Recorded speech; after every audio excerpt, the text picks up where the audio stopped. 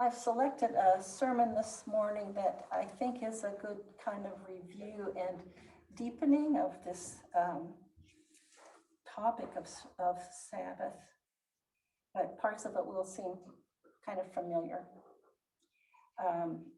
This sermon was written for a presentation in February of 2019 by Reverend Elizabeth Lerner McClay, senior minister at First Unitarian in Providence, Rhode Island. The church sits at the intersection of Benevolent Street and Benefit Street. I thought that was, well, she thought it was worth noting too. So, and that's in Providence. She was raised a Unitarian Universalist in Massachusetts in a family with both Jewish and Catholic roots. She learned a Master of Divinity and an advanced Master's in Theology from Harvard Divinity School. And her academic interests are ancient Greek religion and culture, Hellenistic Judaism, and early Christianity, as well as the history of women in Western religion. So here we go. Some sermons start with a question, a few start with an answer. My sermon this morning is some of both, a question and an answer, but an answer that can be deeper than we know and hard to live into. Hard enough to live into that I'll be honest and say I'm not at all where I wish to be on this answer. But because it's something many of us wrestle with, and because it's an opportunity that is always with us, it's important to lift this up. In some ways, it comes down to a work-life balance writ large, but maybe it's more accurate to say this is about life balance, ordinary life, and spiritual life. Sabbath comes from the Hebrew word Shabbat, which means rest. Where does this idea of a day of rest come from? The earliest reference is in Deuteronomy 5:14. And she quotes, "But the seventh day is a Sabbath to the Lord your God. On it you shall not do any work, neither you nor your son or daughter, nor your male or female slave, nor your ox, your donkey, or any of your livestock, nor any foreigner residing in your towns, so that your male and female slave may rest as well as you." And she comments, there is so much in that one verse, I could do a month of sermons on it, a whole book that is not me speaking. And the way many religions and practices built on it, not only Judaism and Christianity, but also humanist practices and some Zen Buddhism teachers who see connections between the awareness and intention that is part of Sabbath practice and awareness and intention at the heart of Zen. But right now, what I've got is this morning and a necessarily narrower focus, but still strap in.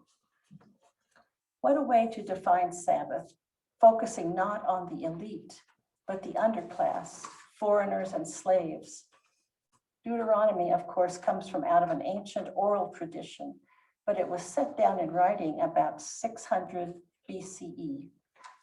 Slavery had long been pervasive in the ancient Near East, in every country, culture, and people. Nobody worried about it.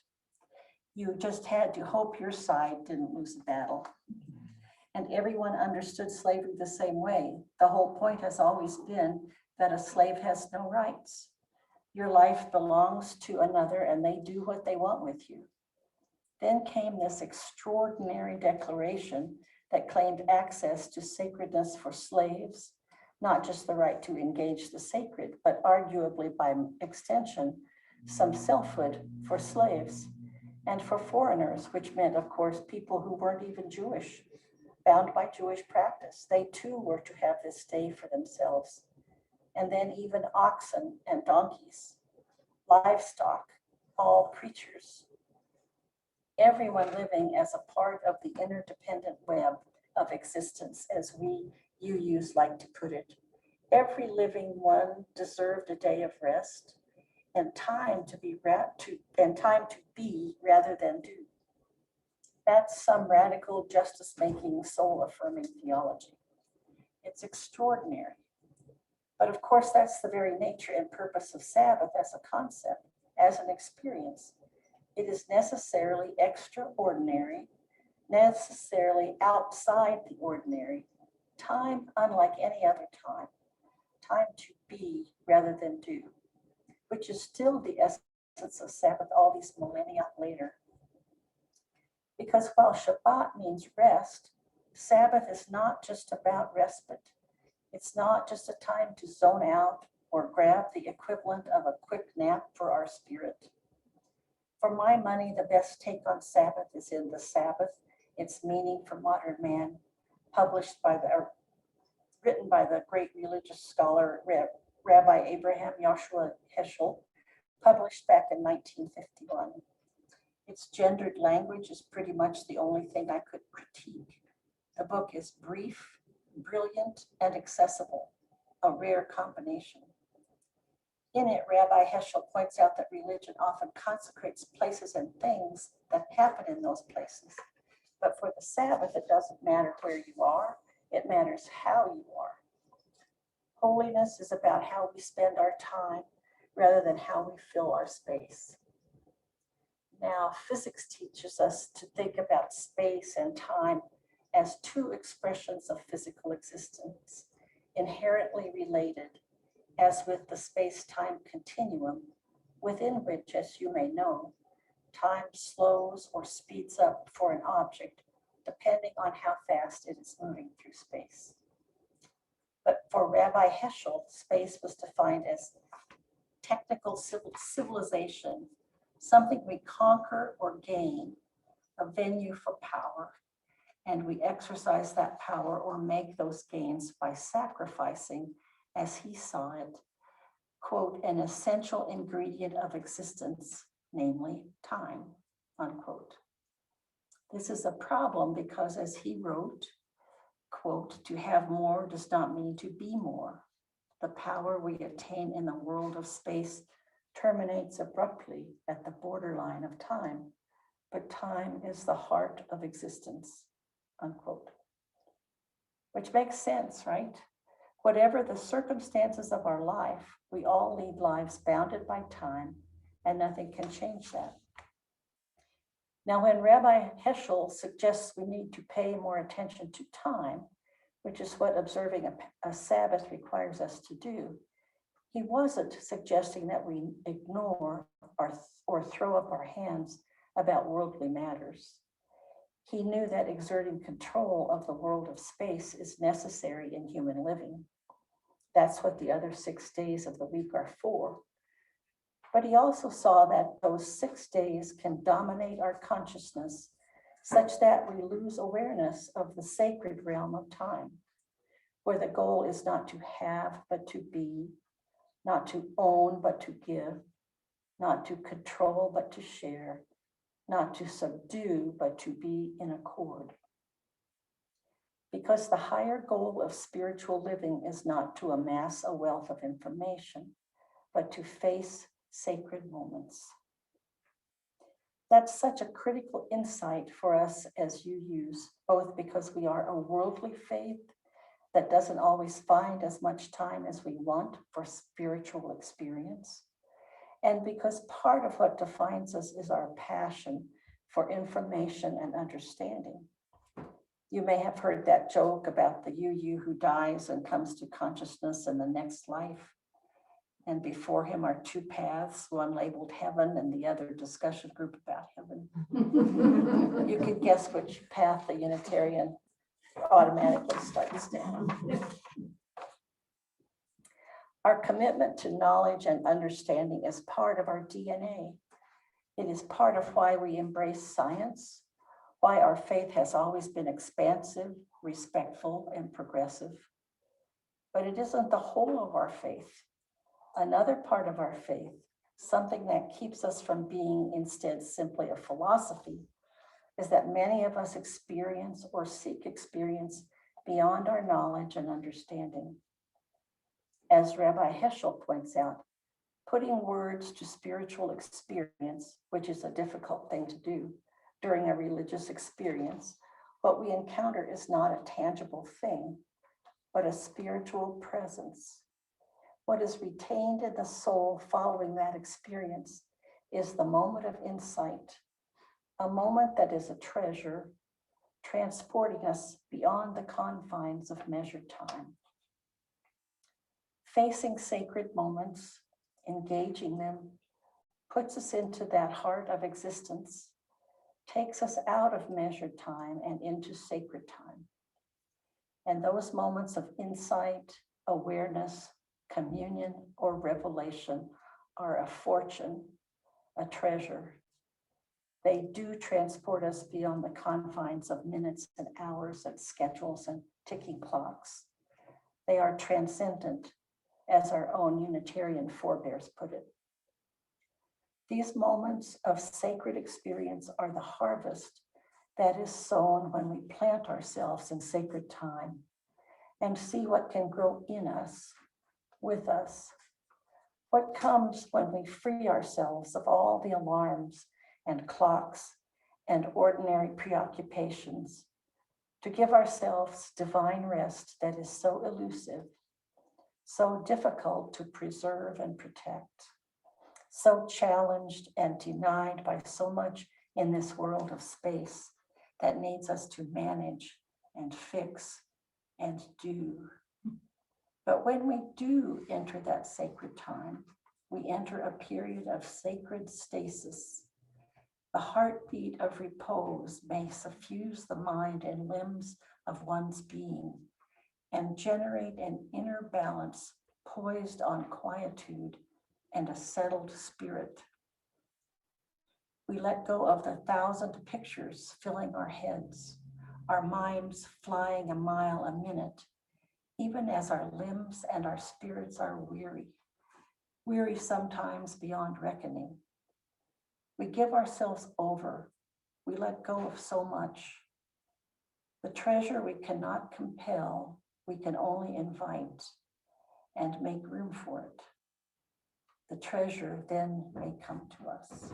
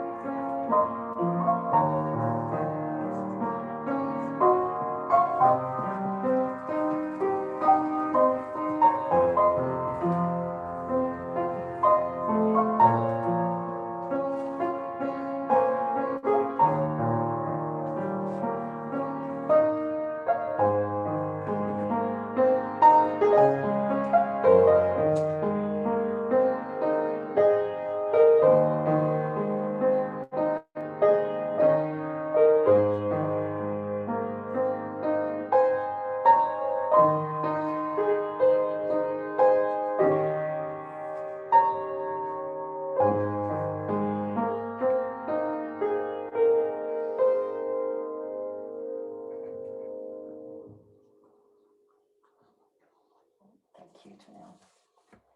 Oh, all we hear and cannot say, all we feel and cannot speak, how it moves in us and how we move with it, body and soul. The communion of music and listeners, of all our spirits as the sounds wind around and through us like bands of colors in the air, sacred as any prayer, making a Sabbath within our Sabbath for all of us here in this time apart, who receive the blessing, the sacred moment. Surely music is often one of those gifts that brings us into sacred time. We think, but we are beyond thought. We feel, and we are beyond words. We move to the music, and our movements are the only expression, only response we can summon. We are not asleep. We are awake in a different way, a way we seek and welcome, just as we do our biological answer to a long, hard day. Sabbath is our theological answer to long, hard days. Making music, reading, writing, talking, thinking, holding silence, meditating or praying, walking mindfully, communing with the larger world in whatever way you can. Play, remember play? Play even for adults.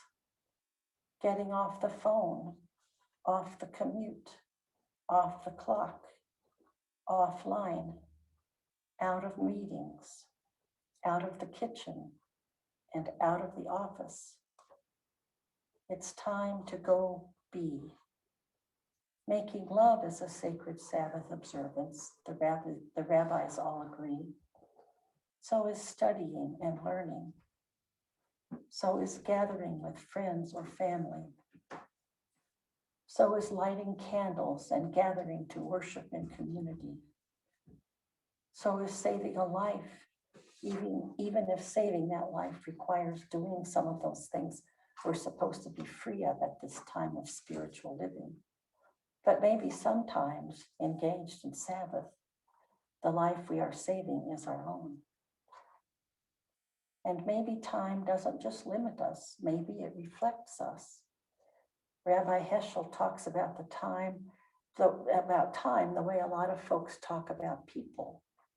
Would it help us to value our time differently? Hold it sacred? Do better at making time for the sacred?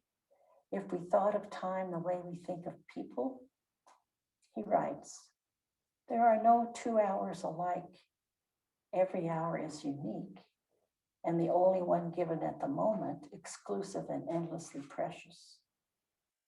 For us Unitarian Universalists who affirm that every human being has inherent worth and dignity, what if we thought that way about time? How would we treat time then if we really leaned into that? Many of us need more Sabbath, and yes, including retirees, especially retirees. Many of you tell me that retirement has not yielded the kind of expansing time you anticipated at all. Many of us get very little Sabbath. Some get none at all. Some of us can't even imagine it. My hope is that we can at least think of it, but frankly, that we can also do a lot more than that we can abandon the path of discussion groups about Sabbath and take a path that offers us some actual Sabbath. And by Sabbath, I don't mean just an hour we hastily or occasionally grab, but a real practice, a commitment, a whole day, a day we don't just aspire to, but claim and live in as fully and mindfully as we could wish. A lot of Unitarian Universalists wish for this, not a lot of us who manage it. And time is passing.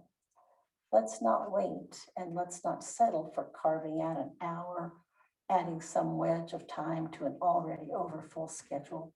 Or worse, we set aside the time, and in the end, we use it to meet all the routines and commitments and urgencies we couldn't squeeze in before. I've done that. Have you done that? Absolutely. Rabbi Heschel figured we might. Way back in 1951, he wrote pointedly, man is not a beast of burden, and the Sabbath is not for the purpose of enhancing the efficiency of work.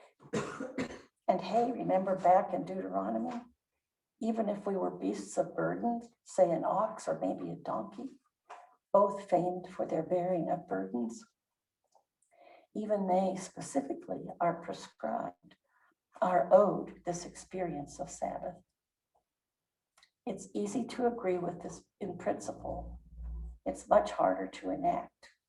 But if this is what we yearn for, and many do, then we need to find some room to shift some of who and how we are into a Sabbath inclusive model. That's not easy, but nothing radical ever is. And Sabbath, remember, has always been radical. And everything worth doing has to start somewhere, imperfectly and full of possibility. So here are my questions for your own reflection, and not just reflection, but discussion, and not just discussion, but action. Do you want some Sabbath in your life? What would that look like for you? Music, meditation, playing, walking, reading, thinking, writing, talking, gathering, eating, making love, making food, making life. What do you want for your Sabbath? What will you do to make room for your Sabbath in this life? This all comes down to time, unique and precious time we will never see again in our time-bounded lives. When will you start? Amen. Now just stand as you're able and join me in singing hymn number 90 from All the Fret and Fever of the Day. And Janelle is going to play it through once in case you're not familiar with it.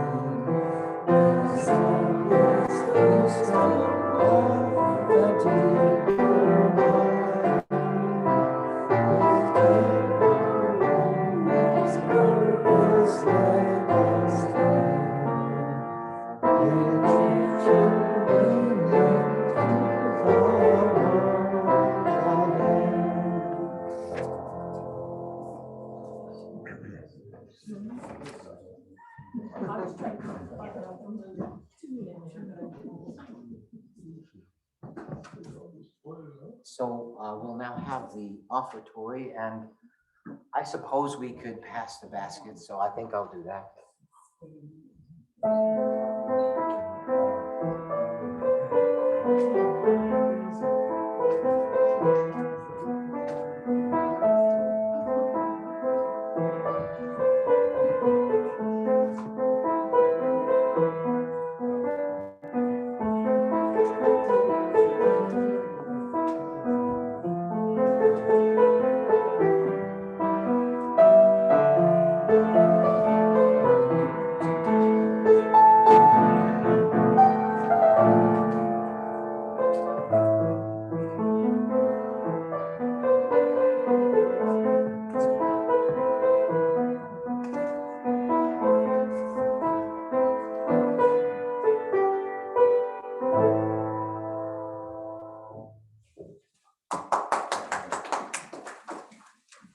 Please join me in blessing the offering this morning. It's the first time we physically have passed the basket in quite some time.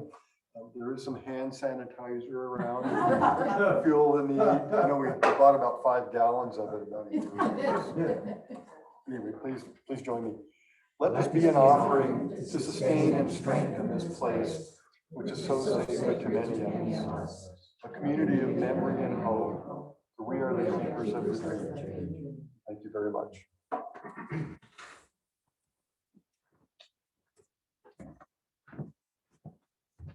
Before we turn to discussion, a one sentence form of closing words from Henry David Thoreau. The price of anything is the amount of life you exchange for it.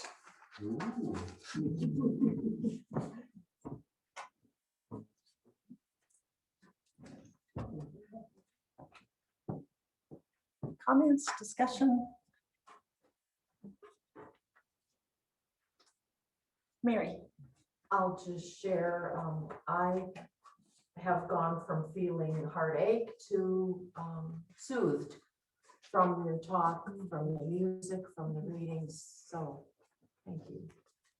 Not just to those presenting, but to all. There's something lovely about being together and for a purpose that only this group sets aside for. I mean, you know, other groups do the same thing, but I remember once a member years ago made a comment like, "Oh, this is a good topic. We should set aside a time to talk about things like this." And I said, "That's called our meeting on Sunday mornings, you know, that's the only time we have really." So it's important. It's important for your soul. Gary. Gosh, I just really enjoyed the whole thing. It was a time for me to remember why we do Sunday church, whatever, and really reflect about, you know, reflect about it anyway. It's not necessarily the place, it's that time, it's the time of reflection, time to appreciate life, be thankful, you know, maybe art, play, you know, like you said. And I was thinking also how, for, you mentioned in there, like to get off of our phone and or at least to, it could be different for different people in different situations. There's no well-defined thing. So maybe get off the phone and just as far as looking at our Facebook and blah, blah, blah. But maybe it's time to call that aunt that you haven't talked to for a while, or, you know, something like that. So it's not, it's just maybe to kind of get away from the normal routine and kind of do those things that kind of speak to your heart, sort of, that you put off, never seem to find time for. And anyway, it was really good to hear that for me.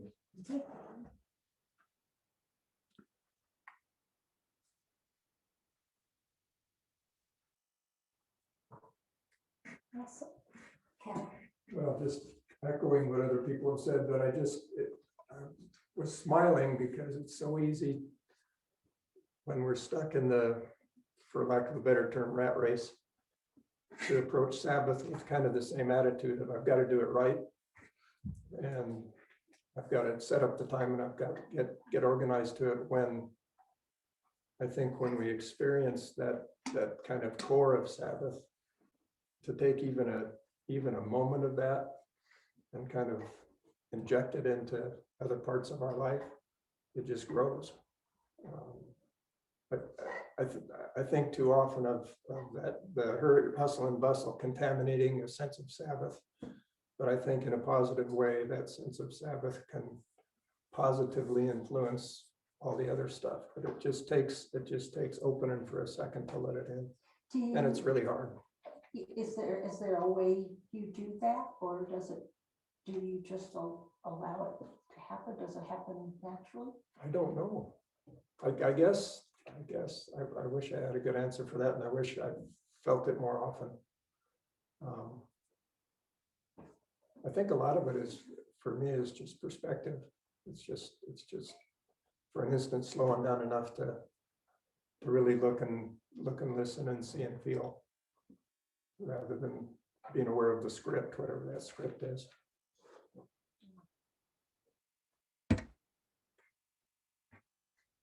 So I was thinking that growing up in a religion that was so judgmental and so, I don't know, just regimented or whatever, your talk just reminded me of why I feel peaceful when I'm here. And that it's just something I'm really grateful for. You know, in bigger facilities, bigger churches, they often have a time before or after, I guess usually before the actual service, that people can just come in and be silent and kind of meditate. I wish we had the luxury of that kind of space, but it's important to provide that to yourself somehow, either here or some other place. You know, when I was a young child, which was a number of years ago, our family's phone number, the last digit was the only digit different than the Wichita train station. And that was back in the day when you'd call and say, is the train on time? I guess, I don't know why you called the train station, but so we would get an occasional call. It wasn't like it was a problem. We didn't get our number changed. And I just think about the contrast between that time when that wasn't even a big deal to now when, you know, we get 20 calls a day from some pernicious electronic source, you know, plus all the other layers that I thought in the sermon there was quite a list, but you know, we have to peel all those layers off before we can even get to a place of quiet in our own homes.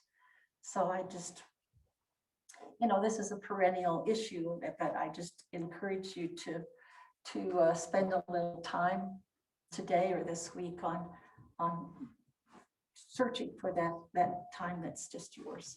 Audio. Oh, okay. I'd like to say, instead of peeling back peeling back layers, push the off buttons Uh-huh. on every device. That would be a Think good that- transitional hour, going around finding all the buttons. That's the truth. Any final, Holly? You know, as I sat down after I lit the candle, the self-judgment said, did you really say you come here to empty your minds and hearts? And then your talk just really justified that for me and made me feel a little bit better. Yeah, I come in the door and I try to leave all of that behind, and I am filled with things here. And that is so sacred to me. Thank you. Well, you know, I think about, see if I can get this organized into a thought. I think about today, just to give an example of today, we come full of heartaches and issues and concerns that are crucial to us and our loved ones. And there's an old French proverb that says, a joy shared is doubled and a sorrow shared is halved, because sharing it allows you to pass that burden along among others. And I think that's one of the things we cherish about this group, is that we feel safe and given permission to do that sharing. So, Victor. So I want to honor something that Lisa said a few weeks ago. She was talking about how we need to give ourselves permission to honor the parts of our faith from the past that are still worthy, and make those choices. I don't think you put it exactly that way, Lisa, but that was the idea. And so for me, Shabbat as a child was about not making a transgression, a sin that would lose my spot in heaven, right? So it was all about fear of, violating the code of the Sabbath without really appreciating the gift of the Sabbath. And so, I'm so grateful for the opportunity to think of the Sabbath as a gift rather than as a stricture. And you know, I was talking to, I think it was Ron and Linda. We were talking to Ron and Linda, and many of you know Ron and Linda. And we were talking about the difference between Jewish Sabbath and Christian Sabbath. And, you know, the point I had made is that this was supposed to be a gift from God, you know, and we shouldn't do anything to compromise that. And then I thought, you know, I'm not even sure if I believe in that God. I believe in some spiritual something, but I don't really believe that there is a God that gave me a gift. So it really is, and you know, this will differ for each of us, but it really is our own thing. You know, I don't have to wait to be given this gift. I could actually give it to myself. And as we say in the mental health business, we all have 1 unit of worth, and we all have the capacity to give ourselves permission to do what we need to do. So may we all support each other on our journey toward that. Thank you.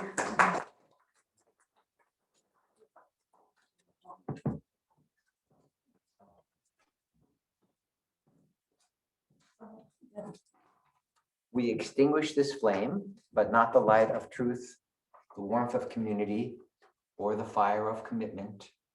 These we carry in our hearts until we are together again. I believe there is coffee. I don't know if anybody brought anything to eat, but at least we can have some coffee. Are we to the point where we do that? I think so. Yeah, I think we can do that. And then if Well, we didn't, but there is coffee. there, and if those of you online want to stay and chat with each other, feel free to do that. I'll leave the Zoom on for those that want to do that. And those of you here, please have some fellowship. And we're asking that you just use paper cups for now, because we haven't quite figured out what the next plan is. So there are paper cups out there for your coffee, and there's hot water if you want tea. And thank you all. Thank you. I think that's what's in front of there. Yeah. Oh, good, done, Janet. Thanks. Oh, that was cool. What's that name? Yes.